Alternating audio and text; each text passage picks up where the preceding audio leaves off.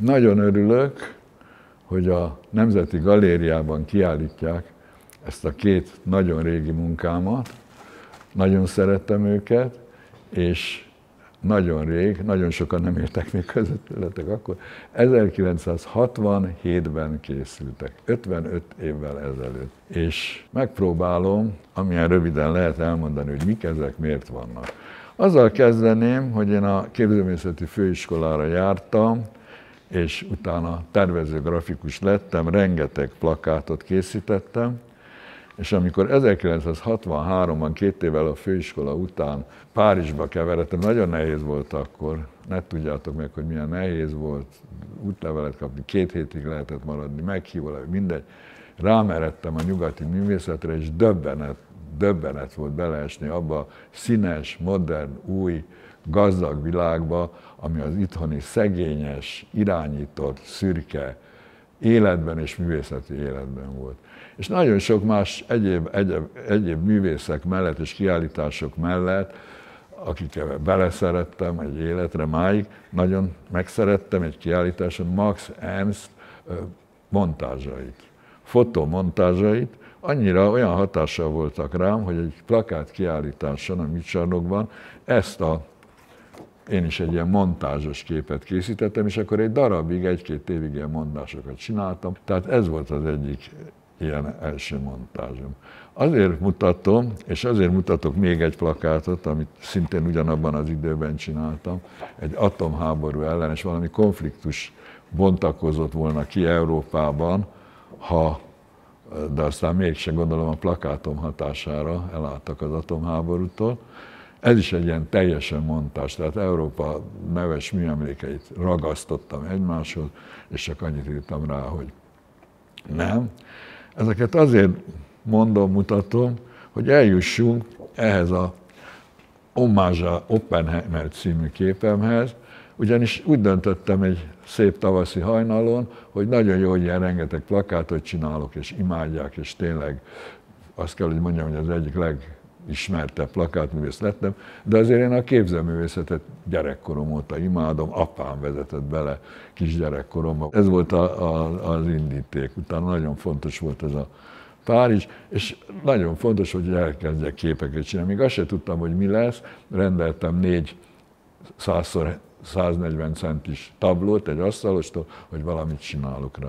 És ekkor történt, tehát 1967-ben vagyunk, hogy Oppenheimer, az atombomba atya meghalt, pont februárban, és ilyen szép portrékat közöltek róla, halála alkalmából, és azt gondoltam, hogy miután tényleg szörnyű dolog föltalálni az atombombát, hogy elméleti fizikus volt, máig vitatják nagyon sokan, hogy ez lett volna az egyetlen módszer a háború befejezésére, ebben nem tudok dönteni. Hát aztán ebben mindenféle egyéb dolgok is vannak, de hát a montázsoknak az a lényege, hogy ami eszébe jut az embernek, az rápakolja. Ez egy röntgenkép arról, hogy én most mire gondolok, meg mi tetszik. Na most akkor, hogy még az összefüggésekre rámutassak, az előbb ugye ezzel kezdtem, hogy Fellini film, ugye? Takarékoskodunk az energiánkkal, és ez a szoborfej, ez itt van még egyszer. Nehogy már még egy szoborfej keresgélje. Tehát ez a szoborfej itt van. Mutattam az előbb az atomos plakátot, ebben még logika is van, itt van ez a felhő, ez az atomháború ellenes plakáton, és ez van itt. Tehát így átívelnek egymásba a dolgok. Rögtön ezután készülhetett ugyanilyen méretben a Twiggy, mint Jeanne d'Arc című most már festményem. A festmény is több is készült, 5-6. Ezeket én a Fészek Klubban állítottam ki 1968-ban, ezek mind ott voltak, meg a többi is. És ez volt az egyik kép, aminek az az érdekessége, hogy ez még montázs, a Jeanne d'Arc, ezek a kis figurák is. Ez egy nagyon vékony, híres angol modell volt akkor, tehát vannak benne meg tárgyak ráragasztva ugyanígy, de a többi az már festék. Innen lassan átevezünk oda, hogy a képek mellett, amit kiállítottam a Fészek Klubban 68-ban, voltak plastikáim is. Ez volt az egyik kedvencem. ennek azt a címet adtam, hogy a magyar mezőgazdaság szobrának makettje, mert azt találtam ki, hogy ebben a iszonyú, már említettem, szomorú, szürke, unalmas, semmilyen világban, ez a Párizs hatása, meg a lelkem hatása, szint akarok látni, vidámságot akarok látni, örömet akarok látni.